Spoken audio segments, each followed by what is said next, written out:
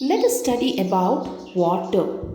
As you all know, water is very much important for the survival of living beings. Without water, not even the plants, nor the living creatures, any of the living creatures, it may be even the human beings, cannot live. So, in the earth, three quarters of the area is covered with water. Water is found everywhere. It may be in the oceans, lakes, rivers, under the ground, inside the soil, and even in the sky in the form of water vapor. Every living thing on the earth will depend on water for their survival. Our blood is also mostly water and it carries oxygen and food to all the parts of our body. Water has the capacity to dissolve many things in it. If you are preparing lime juice, you will be taking water and you will be adding lime juice as well as salt and sugar. That means all the things whatever you had taken in water gets dissolved in it completely. Otherwise, you have prepared salt water, that is adding salt to water. You have prepared sugar water, that is adding sugar to the water. So here, come, let's take salt and a cup of water. You're going to take a cup of water. You're going to add 1 spoon of salt into the water. You will stir it properly. What will happen? Can you see the salt in it? No. All the salt in the glass completely escapes. That means we can say that the salt has dissolved in the water.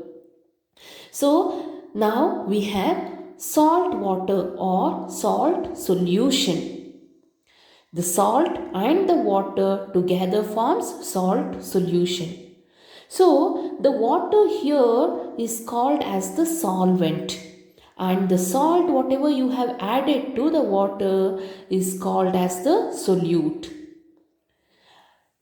So we can say that water has the capacity to dissolve many substances in it. Many substances are soluble in water. Soluble means if you take a substance and if it gets dissolved in water, if it completely vanishes from water, that substance is said to be soluble in water.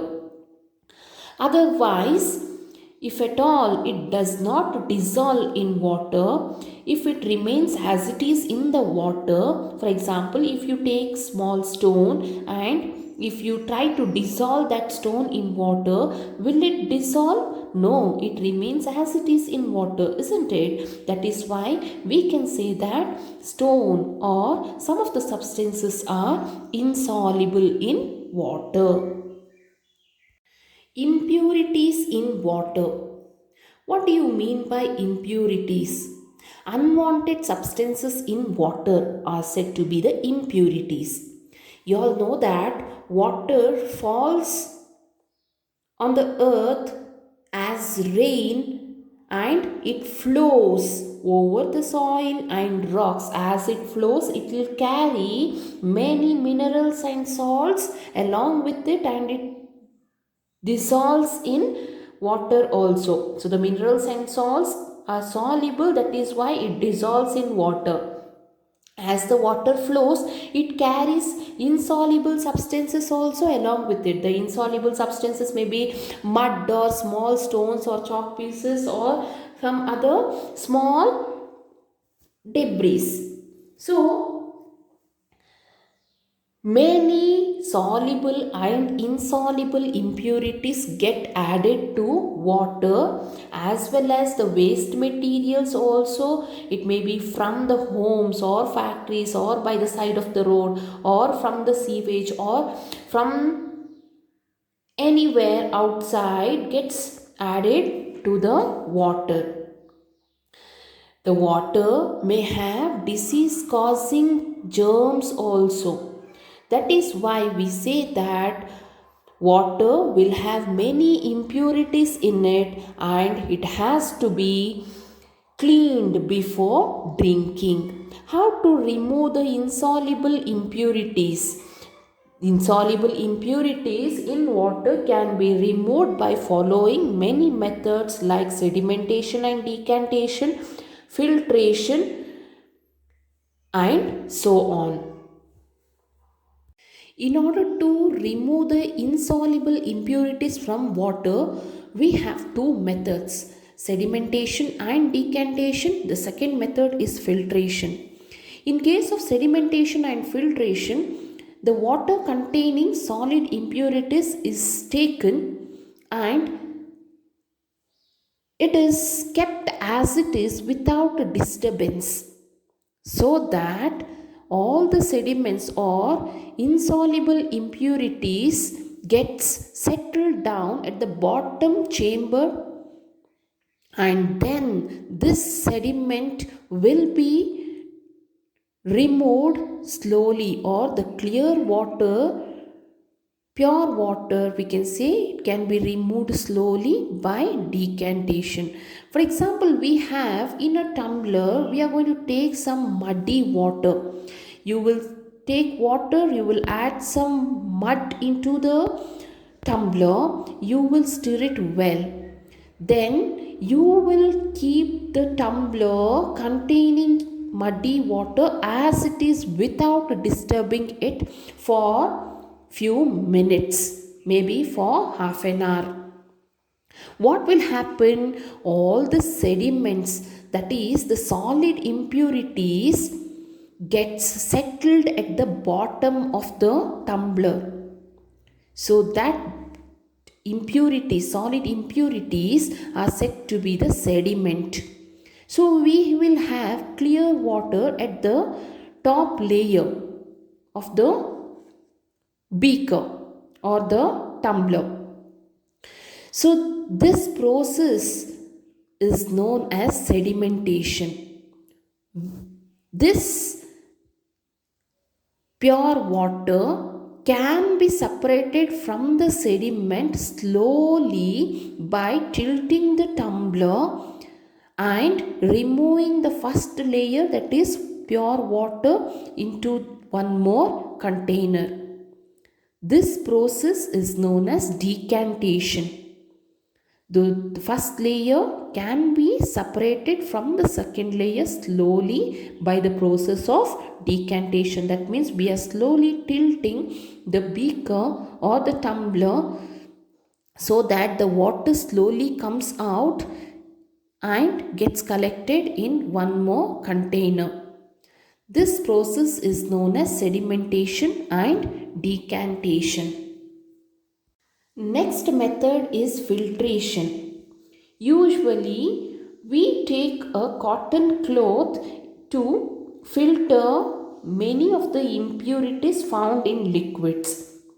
So, the cotton cloth will have small holes in it. That is why the bigger mud particles or the impurities cannot pass through them and remains in the cotton cloth.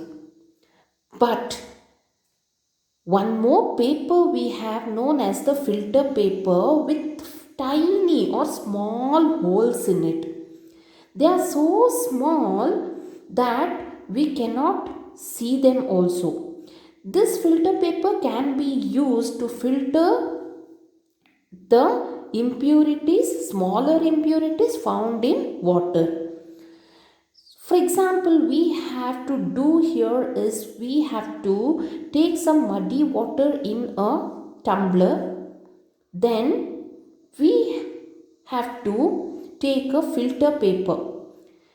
We have to fold the filter paper into half and then into a quarter and open it out to make a cone. We are placing the filter paper inside the funnel and we are placing the funnel over the mouth of a glass. We have to pour the muddy water into the funnel. Now clean water will get collected in the glass and all the mud particles will be left in the filter paper itself. The water filter used in our homes also uses a filter candle. In the filter candle, very fine holes, small holes will be there, which is used to filter the insoluble impurities. So by this method, we can filter the unwanted substances or impurities. How to remove the soluble impurities from water? This soluble impurities can be removed by the process of evaporation and condensation. Evaporation means the water changes into water vapor when heated. Condensation means the water vapor changes into water again when cooled. So that process is known as condensation. Now we are going to take salt water in a beaker. Salt has already dissolved in water. So salt is the impurity now found in this water, that is salt water. So how to separate the salt from this salt water? We are going to follow the method of evaporation and condensation. We will take salt water in a beaker and we will heat it. What happens when we heat? The steam comes out, water vapor comes out. The water vapor is pure water now. It does not contain salt. We have to hold a cold steel plate on top of the beaker. We will find that the steam condenses to form water droplets. These water droplets are pure water, and we will notice that the salt is left behind in the dish after the water has completely evaporated. This method of evaporation followed by condensation is used to remove the soluble impurities from water. It is called distillation. Let us study about distillation. For the process of distillation, two methods are followed here, that is evaporation and condensation.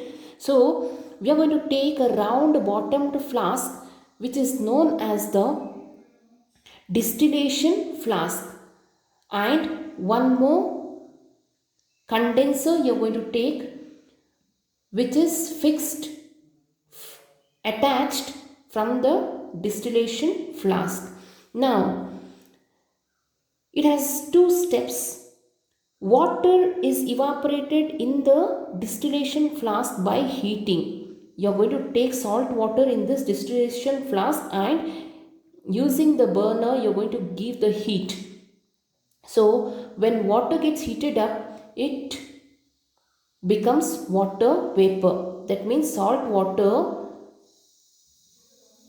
becomes vapor there, all the water becomes vapor there, and the vapor gets transferred to one more chamber here, that is known as the condenser. So the condenser is kept cool by circulating cold water. You can see that the water is falling from the tap. That means the chamber here is made to cool. As the vapor comes to this area, water vapor changes into water again and gets collected in the condenser here. So this water gets collected is known as distilled water, and distilled water is used in science laboratories as well as in batteries, vehicle batteries. Drinking water. How to purify the drinking water? At home, what we do? We boil the water for about 15 to 20 minutes so that all the germs will be killed, and it will then be filtered, and we use the filtered water for drinking. A substance called as alum is also used in order to purify water. We have several types of water purifiers which are available in the market to be used at home in order to purify water. One more technique is there where light called ultraviolet light is used to kill germs. Others also use special filters that can filter out even bacteria or microorganisms. The town water supply uses water from lakes and rivers. You all know that we have well water for drinking. Whereas in big cities, water will be supplied through tanks or through vehicles. So the water will be taken from the lakes and rivers. So how they will clean the water before it is transferred to houses? So water is purified in water works in order to make it safe for the process of drinking. So there in water works, many processes are set up in order to clean the water. It may be like screening, sedimentation, then chlorination, and so on. So first of all, screening. What do you mean by screening? So screening is a process taken out in water workstations where the water that has to be supplied to the houses will be first passed through screens that will remove most of the large impurities like stones, plastic materials or bottles and leaves. So that process is known as screening, where all the large impurities will be removed from water. Next we have is sedimentation. Water will be allowed to stand in large sedimentation tanks where all the insoluble impurities will settle at the bottom. Then we have the filtration chamber where the water is filtered through sand beds in order to filter out small soluble or insoluble impurities. So these removes most of the insoluble particles that is found in the water. The next process is chlorination, where the chlorine is added to water in small amounts in order to kill the germs. Then the water will be sent to the storage tanks. From the storage tanks, the water will be supplied to different houses. Did you all understand about the water purification in water plant stations?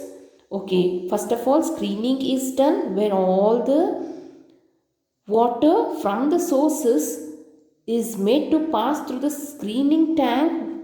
All the impurities, solid impurities get settled there itself. Then it is made to pass through sedimentation tank, then filtration, then chlorine will be added, and finally water will be stored. Pure water will be stored in a tank from where the water will be supplied to all the houses. This is all about the lesson air and water. Hope everybody understood the lesson.